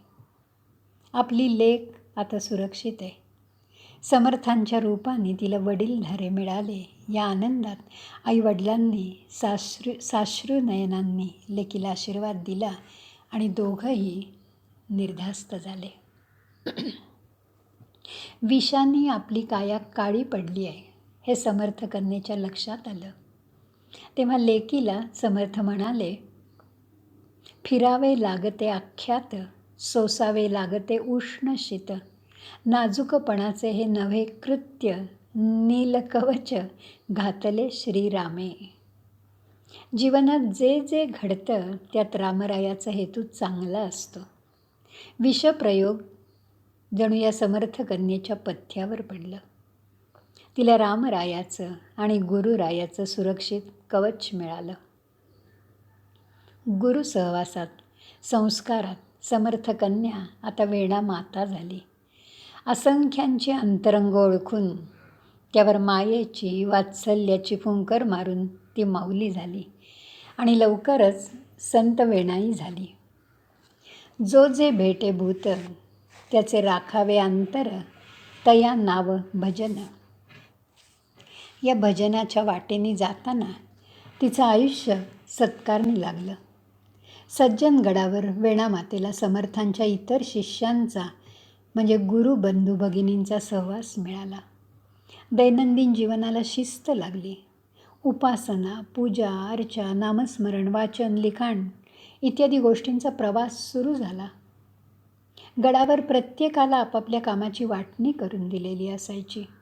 आळस, कंटाळा, निष्क्रियता, राग, द्वेष, मत्सर, मोह यासारख्या शत्रूंचा शिष्य परिवाराने त्याग केला होता. या सगळ्या शिस्तबद्ध वातावरणात समर्थ विचारांच्या उभेत वेणाबाईंना आपल्या पूर्वायुष्याचा विसर पडला. वर्तमानात जगण्याचा मनावर संस्कार झाला. आध्यात्मिक प्रगती सुरू झाली. समर्थ सहवास, गुरु सहवास म्हणजे गुरूंचे विचार अंगी बाणवून ते प्रत्यक्ष कृतीत आणणं हे त्यांना आता समजायला लागलं. समर्थ विचारांच्या सोबतीने वेणाबाईंच्या गुणांना पैलू पडले. उत्तम पाठांतर, कुशाग्र बुद्धी, गोडगळा, वक्तृत्व, संवादशैली, संघटन कौशल्य या गुणांमुळे समर्थांनी वेणाबाईंवर कीर्तनाची जबाबदारी सोपवली. कीर्तन हे त्या काळी लोकशिक्षणाचं एक प्रभावी माध्यम होतं. गुरु आज्ञेनुसार वेणाबाई उत्तम कीर्तन करायला लागल्या. उभं राहून कीर्तन करण्याचा अधिकार समर्थांनी फक्त वेणास्वामींना दिला. कीर्तन रंगदेवता ही पदवीही त्यांना मिळाली. समर्थांच्या वेणाबाईंकडून खूप अपेक्षा होत्या. त्या सगळ्या अपेक्षा म्हणजे वेणाबाईंची कसोटी होती. गुरुच्याच आशीर्वादामुळे त्या परीक्षेत उत्तीर्ण झाल्या. त्यांची कीर्ती आता दूरवर पसरली. कीर्तनात साक्षात देव उभा करण्याचं सामर्थ्य गुरूंनी आपल्या या लेकीला दिलं. श्रोते कीर्तनात खिळून बसायचे, मंत्रमुग्ध व्हायचे. वेणाबाईच्या गुणांना आता वाव मिळायला लागला. समर्थ वेणाबाईंच्या प्रगतीने तृप्त होते. धर्म जागरणासाठी आणखीन कितीतरी जबाबदाऱ्या वेणाबाईंवर सोपवायच्या होत्या. पण प्रत्येक गोष्टीची वेळ यायला लागते, वाट बघायला लागते हेच खरं. सुरुवातीच्या काळात वेणाबाईंच्या भक्तीच्या या वाटेवर अनेकांनी काटे पसरले असणार. समर्थांना जननिंदेला तोंड द्यावं लागणं असणार. पण निंदेचं, अडचणीचं भांडवल न करता स्वतःचा प्रवास त्यांनी चालू ठेवला. यासाठी मदतीला आली त्यांची आत्मिक शक्ती, संस्कार, विरक्ती. ही सगळी शक्ती सद्गुरूंच्या सहवासात मिळाली याचा रास्त अभिमान वेणाबाईंना होता. त्या सांगतात, आमुच्या वाट्याला नका जाऊ, नये ते वाटे तुम्हा लावू. आम्ही पारिखे पारिखे, न हो लौकिका सारिखे. हे सारं विचारवैभव समर्थांचं आहे. याचा विसर वेणाबाईंना कधीही पडला नाही. त्या म्हणतात, रामदास गुरु माझे, आई मजला ठाव द्यावा पायी. समर्थ सद्गुरू माझे आई, मजला ठाव द्यावा पायी. चंपावतीचे माझे आई, मजला ठाव द्यावा पायी. समर्थांचा स्त्रीविषयक दृष्टिकोन उदात्त, भव्य, दिव्य असल्यामुळे वेणाबाईंना अक्कास्वामी, कृष्णाबाई, सीताबाई, अंबिकाबाई यांसारख्या कितीतरी माता भगिनी मिळाल्या. कल्याण करी रामराया, कोमलवाचा दे रे राम, असे असंख्य समर्थ संस्कार वेणाबाईंच्या अंतरंगावर कोरले गेले आणि वेणाबाई आता संत पदाला पोचल्या. संत वेणाबाईंचा अधिकार समर्थांसकट सगळ्या शिष्यांना कळला. स्वतंत्रपणे त्यांच्याकडे कुठली तरी मोठी जबाबदारी सोपवायला हवी असा समर्थ विचार करत होते. वेणाबाईंना मठाधिपती करण्याचं स्वप्न समर्थ मनातल्या मनात रंगवत होते. वेणाबाई या वटवृक्षाच्या सावलीत ज्ञान, भक्ती, विवेक, वैराग्य या त्यांच्या गुणांच्या सहवासात अनेक पांथस्थ्य विसवतील याची समर्थांना खात्री होती. त्यावेळेला मिरजेत दिलील खान या सरदाराचं राज्य होतं. तो हुकुमशहा होता. लोकांना छळणं हा त्याचा आवडता उद्योग होता. त्याच्या अन्यायाला विरोध करण्याची शक्ती समाजमनात नव्हती. यासाठी समर्थांना पुरुषार्थ जागवायचा होता. मिरजेत जयरामबुवांची तेव्हा प्रवचनं सुरू होती. आलोट गर्दी प्रवचनांना व्हायची. एकदा दिलील खान प्रवचनांच्या इथे गेला. जयरामबुवांची लोकप्रियता त्याला खरं तर सहन होत नव्हती. संत सहवासात प्रत्यक्ष रामराया भेटतो, फक्त मनात तसा भाव हवा, रामरायावर दृढ श्रद्धा हवी, नित्य नाम घ्यायला हवं. जयरामबुवांची ही आश्वासक वाक्य दिलील खानाच्या कानी पडली, पण त्याला त्याची प्रचिती आली नाही. म्हणून तो चिडला आणि त्यांनी जयरामबुवांना खोटं सांगून हे गाव गोळा करतात असा आरोप त्यांच्यावर केला, पैसा लुबाडतात असं म्हणून त्यांना तुरुंगात डांबलं. आपल्या लाडक्या भक्ताची सुटका करायला समर्थ कल्याण, उद्धव, वेणाबाई, अक्काबाई यांना बरोबर घेऊन मिरजेत आले. दिलील खानाकडे गेले. तो म्हणाला, तुमच्या जयरामबुवांना मी सोडीन, पण त्याच्या आधी मला तुमच्या रामरायाचं दर्शन घडवा. समर्थ आपल्या शिष्यांसह दिलील खानला घेऊन मिरजेच्या किल्ल्यावर गेले. किल्ल्याच्या बुरुजाला टेहळणी करण्यासाठी भोक असतं. समर्थ हळूहळू मांजरा एवढे लहान झाले आणि त्या भोकातून ते पलीकडे गेले. दिलील खानला ओरडून म्हणाले, इकडे रामराया तुझी वाट बघतोय, ये. वास्तविक समर्थांचा चमत्कारांवर कधीही भर नसायचा, पण चमत्काराशिवाय हा नमणार नाही हे समर्थ जाणून होते. दिलील खानना समर्थांचा अधिकार आणि तेज समजलं आणि तो नतमस्तक झाला. समर्थांना नित्य मिरजेतच मुक्काम करा म्हणून आग्रह करायला लागला. शिष्य म्हणून माझा स्वीकार करा अशी त्यांना गळ घालायला लागला. समर्थ संधीची वाट बघत होते. ते म्हणाले, माझी नित्य भ्रमंती चालू असते, पण इथे ब्राह्मणपुरीत एक वाडा आहे, तिथे मठाची स्थापना करूयात. या संत वेणाबाई, त्यांचा अधिकार खूप मोठा आहे. तू त्यांचा शिष्य हो. आपण वेणाबाईंना मठाधिपती करू. वेणाबाईंच्या सासरचा वाडा, तिथे मठ स्थापन केला. ज्या वाड्याशी वेणाबाईंचं जन्माने जोडलेलं नातं होतं, त्या वाड्यात त्या मठाधिपती झाल्या. सासू सुनेची हृदय भेट झाली. दोघींना आनंद झाला. दिलील खान वेणाबाईंचा शिष्य झाला आणि वेणाबाई आता वेणा स्वामीच झाल्या. जबाबदारी खूप वाढली. समर्थांनी मार्गदर्शन केलं आणि समर्थ पुढच्या प्रवासाला गेले सुद्धा. मठ रात्रंदिवस माणसांनी फुललेला असायचा. वेणास्वामींना समर्थांनी शिष्यांना अनुग्रह देण्याचीही परवानगी दिली. वेणास्वामींचा अधिकार मोठा असल्यामुळे त्यांचा शिष्य परिवार खूप वाढला. वेणास्वामी त्यांच्या कार्यात रमल्या.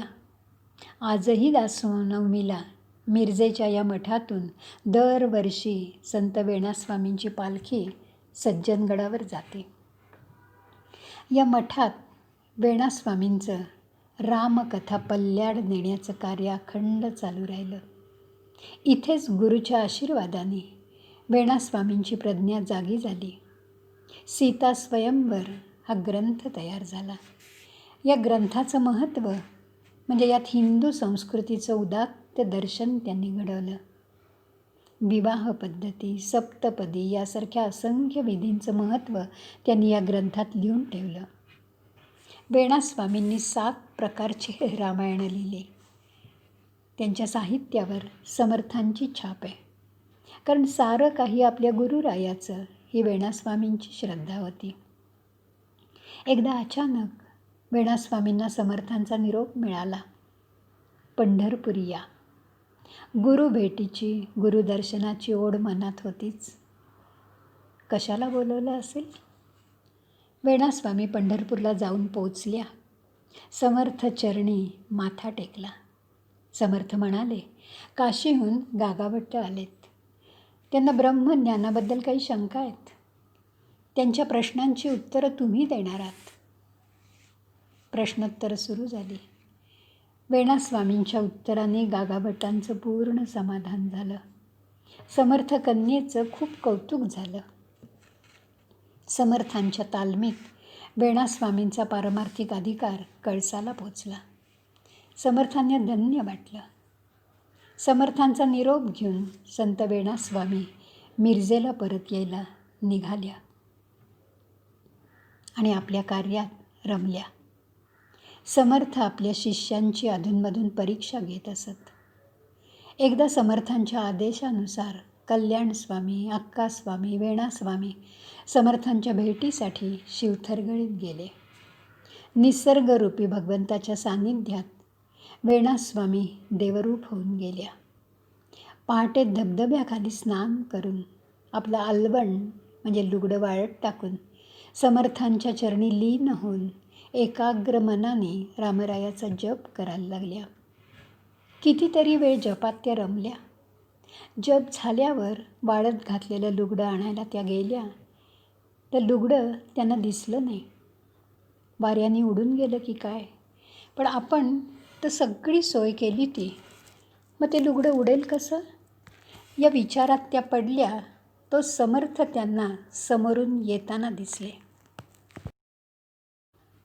आश्चर्य म्हणजे त्यांचं वाळत घातलेलं लुगडं रामदासी वस्त्र बनून समर्थांच्या गळ्यात असलेलं त्यांनी पाहिलं. वेणास्वामींना खूप संकोच वाटला. समर्थ स्त्री पुरुष भेदापलीकडे पोचले होते. त्यांच्या लेखी सगळं एकच होतं. पण वेणास्वामींच्या लेखी ही समानता, एकरूपता अजून नव्हती. अजून वेणाबाईंची ही उंची वाढायला हवी होती. समर्थांनी या प्रसंगाचं निमित्त करून वेणास्वामींच्या मनातला हा भेदभाव नष्ट केला. कारण त्याशिवाय आत्मसाक्षात्कार कसा होणार? गुरुचं खरं समाधान आपला शिष्य आपल्यासारखा होऊन गेला यात असतं.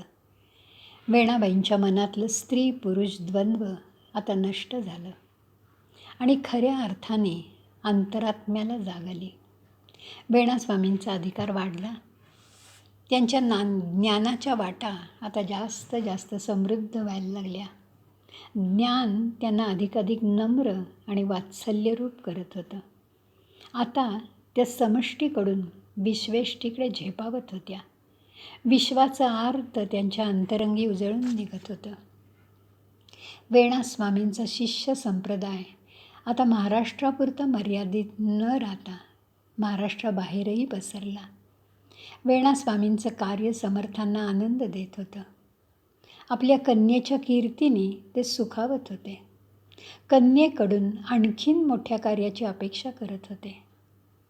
मिरज हे आता महाराष्ट्रातलं मान्यवर सांस्कृतिक पीठ म्हणून ओळखलं जाऊ लागलं. यात वेणास्वामींचा वाटा खूप मोठा होता. आपली कीर्ती म्हणजे गुरुचा प्रसाद ही वेणास्वामींची दृढ श्रद्धा होती. हे बोलणे यथार्थ, करता राम याचा समर्थ, कोणा सांगो हा गुह्यार्थ, माझा मीच जाणे. वेणास्वामींच्यात नेतृत्व गुण होते, संघटन कौशल्य होतं. त्यांनी अनेक स्त्री पुरुषांना अनुग्रह दिला, एकत्र केलं आणि रामरायाच्या भक्तीला लावलं. मिरजेच्या शेकडो मुलांना त्यांनी संस्कारित केलं. मिरजेच्या घरोघरी त्यांचं नाव आता कौतुकाने घेतलं जायला लागलं. एकदा समर्थ अचानक मिरजेच्या वेणास्वामींच्या मठात आले. वेळ संध्याकाळची होती. मठात वेणास्वामी मुलांना पसायदान शिकवत होत्या. पसायदानाच्या सुरांनी वातावरण सोज्वळ होऊन गेलं होतं. 150-200 मुलं एकत्र जमली ती. समर्थ पाठीमागच्या दारातून आले. गुरुदर्शनाने वेणास्वामी आनंदल्या. त्यांनी आपल्या एका शिष्याला समर्थांना पाय धुवायला पाणी द्यायला सांगितलं. काशीराजने रामासमोरील पाण्याचा तांब्या उचलला आणि समर्थांच्या पायावर तो पाणी घालायला लागला. समर्थ असं म्हणाले, देवपूजेचं पाणी माझे पाय धुवायला हे योग्य नाही. कुठे रामराया आणि कुठे मी हे शोभतं का? तोपर्यंत वेणास्वामी पुढे आल्या. त्यांना समर्थांनी विचारलं, देव मोठा का गुरु मोठा? वेणास्वामी अति नम्रपणे म्हणाल्या, जैसा देव तैसा गुरु, शास्त्री बोलिला का विचारू. गुरुदेवा, दासबोधात आपणच सांगितलंय ना, सद्गुरूंनी देव मोठा, जयासं वाटे तो करंटा. आपल्या लेकीचं पाठांतर, प्रसंगावधान, नम्रता हे बघून समर्थ थक्क होऊन गेले. शिष्याकडून गुरुचा पराभव झालेला पाहून समर्थ मनोमनी सुखावले. मिरजेच्या मठाचं काम अत्यंत योग्य दिशेने चाललंय याचं समर्थांना खूप समाधान वाटलं आणि ते जसे आले तसे समाधानी मनाने मिरजेतून बाहेरही पडले. सतत भ्रमंती हा समर्थांचा स्थायी भाव होता. एका जागी अडकून पडायचं नाही. 1 वर्ष समर्थांनी रामनवमीच्या उत्सवाची जबाबदारी सर्वस्वी वेणास्वामींवर सोपवली. जबाबदारी खूप मोठी होती. वेणास्वामींना मनस्वी आनंद झाला, पण मनात आलं, आपल्या शारीरिक अक्षमतेमुळे एवढे कष्ट आपल्याला झेपतील? उत्सवात काही उणीवा राहून चालणार नाहीत. वेणास्वामींवर जबाबदारी टाकून समर्थ भ्रमंतीला गेले. दास डोंगरी राहतो, पूजा देवाची करतो. अक्कास्वामी, कल्याणस्वामी आणि इतर सगळी शिष्यमंडळी भिक्षेसाठी बाहेर पडली. आता ती सगळी मंडळी एकदम उत्सवाला परत येणार. आपण तयारी करायला हवी. वेणाबाईंनी खूप नियोजन केलं आणि त्यांना खूप ताप आला. आधीच नाजूक तब्येत, त्यात शरीरावर विषाचा परिणाम झालेला, त्यातच अशक्तपणा आणि त्यात हा ताप. अंगात काहीही शक्ती राहिली नाही. आता उत्सवाचं काय? मदतीला कुणीही नाही. वेणास्वामींना समर्थांचं एक वाक्य आठवलं, रामरायाच्या उत्सवाची काळजी आपण कसली करायची? उत्सव रामरायाचा, तोच सगळं आपल्याकडनं करवून घेतो, त्यात आपलं काहीही नसतं. वेणास्वामी रामरायाच्या मूर्तीसमोर जाऊन उभ्या राहिल्या. हात जोडण्याची, उभं राहण्याची ताकदही त्यांच्यात नव्हती. त्यांनी स्वतःला खांबाला बांधून घेतलं आणि नामस्मरण सुरू केलं. रामरायाला हात जोडून अत्यंत नम्रपणे विनंती केली की मला शक्ती दे, माझी लाज राख.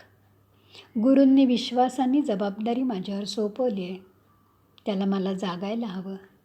माझी काळजी तूच घे.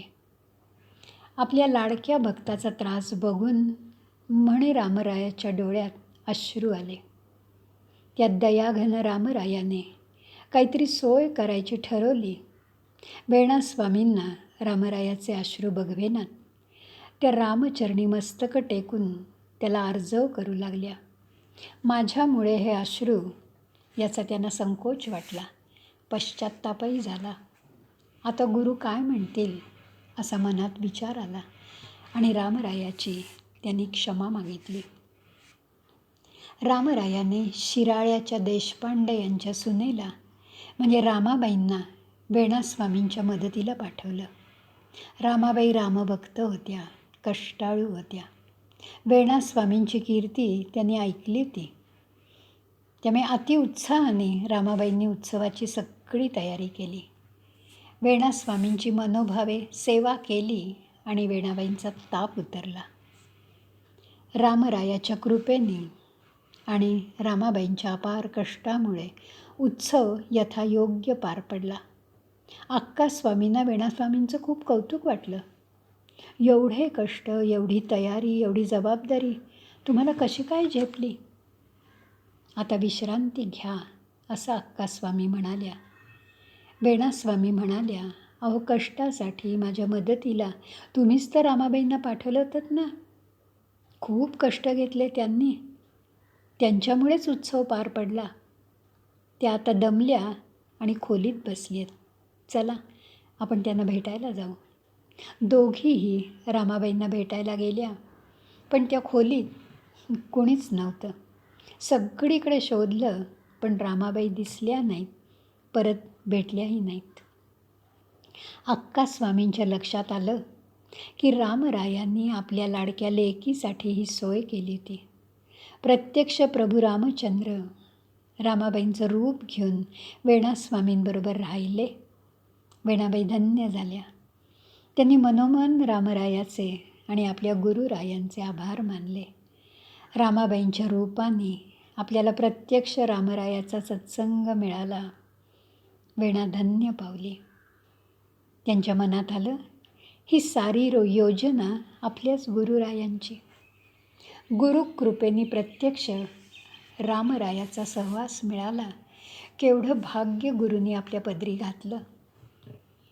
आता शांत मनाने नित्यासाठी त्याच्या कुशीत शिरून मृत्यूला सामोरं जायला पाहिजे.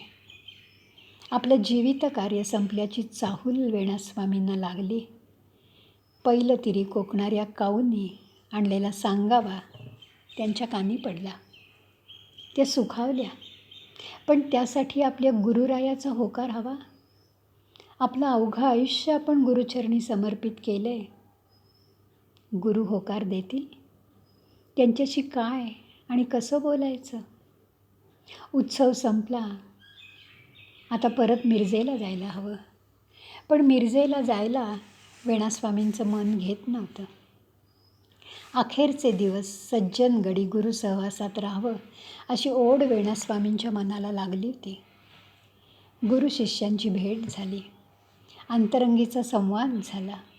आत्मनिवेदनाच्या पायरीवर वेणास्वामी उभ्या होत्या. शब्दाविणा संवाद सुरू झाला. किती वेळ हा संवाद चालू होता कुणाला समजलं नाही. वेणाबाई समर्थांना आर्त सुरात सांगत होत्या, गुरुदेवा, मला आता लवकर माहेरी पाठव. बराच काळ वेणास्वामी गुरु सहवासात सज्जनगडावर राहिल्या. खूप आनंद मिळाला. सोबतीला वेणास्वामींवर मातृवत प्रेम करणाऱ्या अक्कास्वामीही होत्या. नामस्मरण, भजन, पूजन, कीर्तन, उपासना यात वेळ चांगला चालला होता. वेणास्वामी शांतपणे आला दिवस आनंदात घालवत होत्या, पण समर्थांना त्या परत परत म्हणत होत्या की मला माहेरी पाठवा.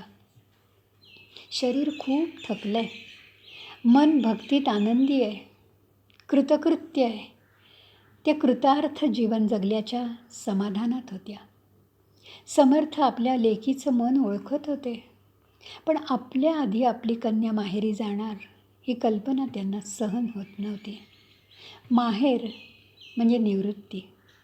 ही निवृत्ती म्हणजे आपल्या मुळाकडे जाणं, शांत मनाने देह ठेवणं, समाधी घेणं, नित्यासाठी रामरूप होणं.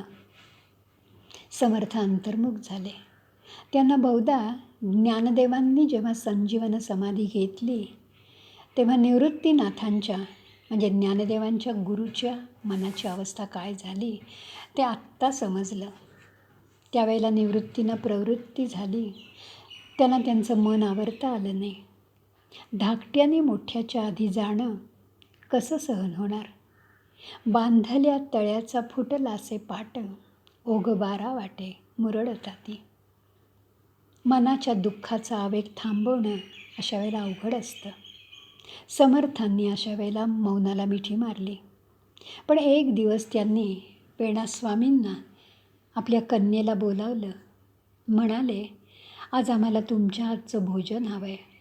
माहीत नाही परत असा योग येईल की नाही. वेणास्वामींना उत्साह आला. समर्थांच्या आवडीचे सगळे पदार्थ करून ताट वाढून ते समर्थांच्या खोलीत गेल्या. ताट ठेवलं. एकदा समर्थांकडे डोळे भरून पाहिलं. समर्थांचा असा दंडक होता की ते जेवत असताना कोणीही त्यांच्या खोलीत यायचं नाही. वेणास्वामींनी नमस्कार केला. त्या बाहेर आल्या. खोलीचं दार लोटलं. लगेचच त्यांच्या लक्षात आलं की प्रसादाच्या ताटात समर्थांच्या आवडीची कोशिंबीर घालायची राहून गेलं. हातात कोशिंबिरीचा सट घेऊन त्या खोलीचं दार उघडून आत येणार, तो त्यांना जे दृश्य दिसलं ते त्यांना झेपलं नाही. मारुतीरायापुढे प्रसादाचं ताट होतं. त्यांना मारुतीरायाचं दर्शन समर्थांनी घडवलं. मारुतीरायाचं तेज बघून त्यांची शुद्ध हरपली. त्या खाली पडल्या.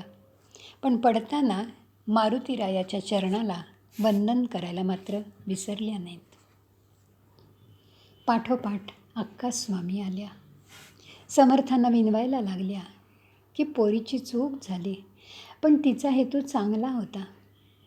आपल्या दिव्य स्पर्शाने लेकीला परत पावन करा, तिला जागं करा, आशीर्वाद द्या. समर्थ लेकीला हा नियम माहीत असूनही तिने तो मोडला म्हणून जरा नाराज झाले होते, रागावले तेही. तरी त्यांनी लेकीला जागं केलं.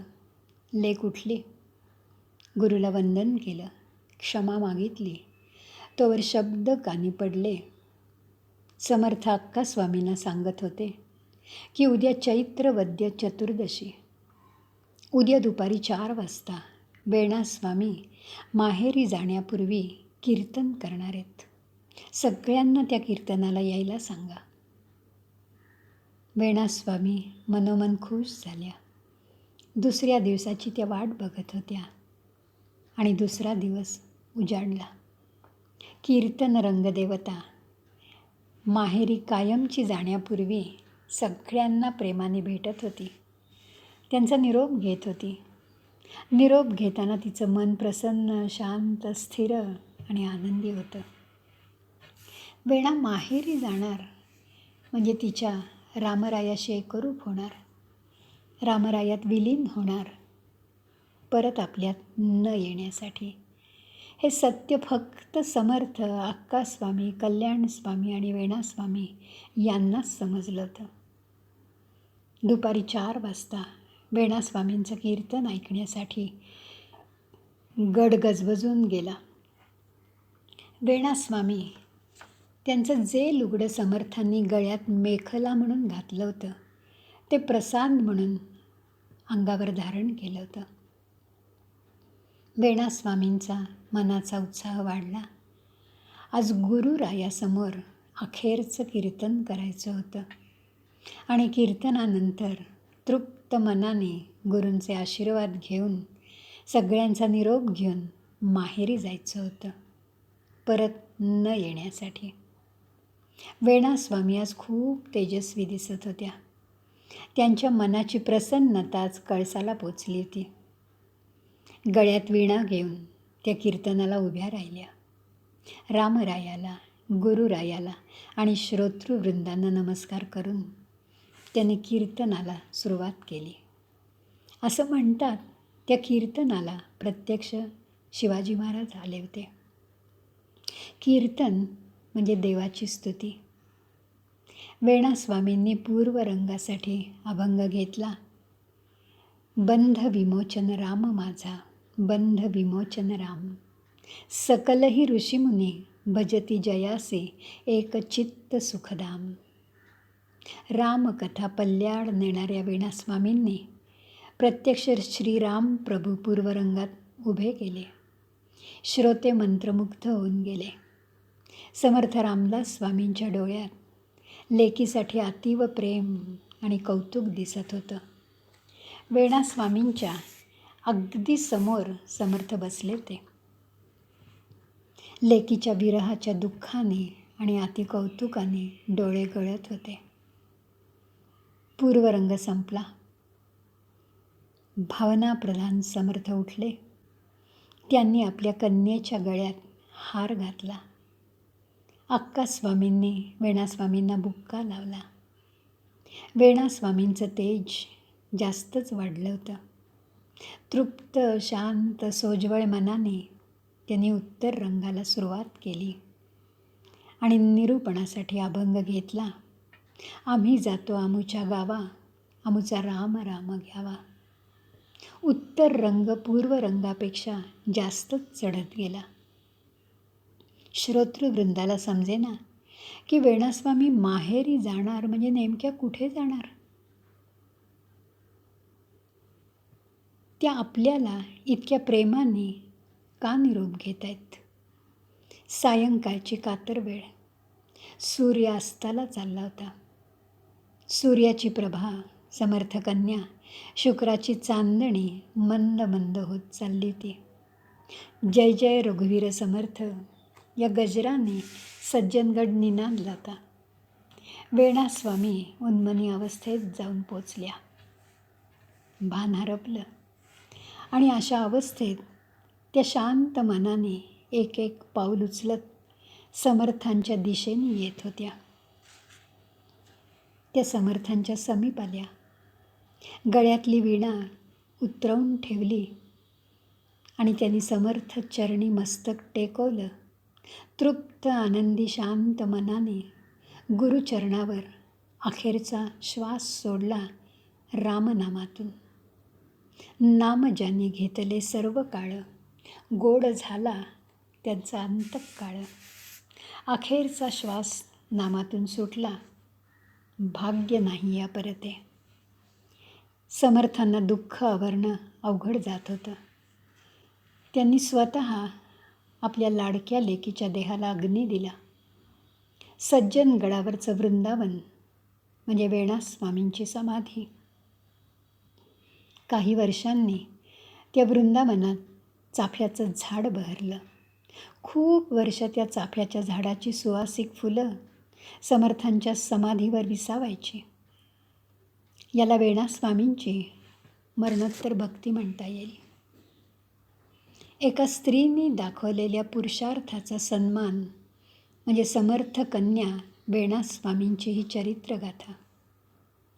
लोकनिंदेकडे पाठ फिरवून, हलाहल पचवून, तमसो मा ज्योतिर्गमय, मृत्योर्मा अमृतम गमय या विचाराने मुक्तीच्या वाटेने झेपावणाऱ्या एका तेजस्विनीची ही कहाणी म्हणजे समर्थ कन्या वेणास्वामी यांच्या यशस्वी जीवनाची ही गाथा, संजीवन जीवक गाथा.